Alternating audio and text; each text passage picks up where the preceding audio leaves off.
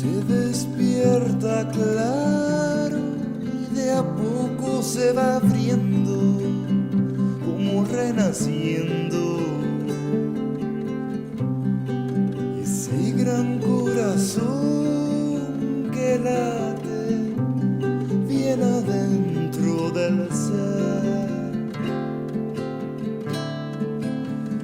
dentro de lo más lejano, dentro del mágico Inti, dentro del misterio del después del antes.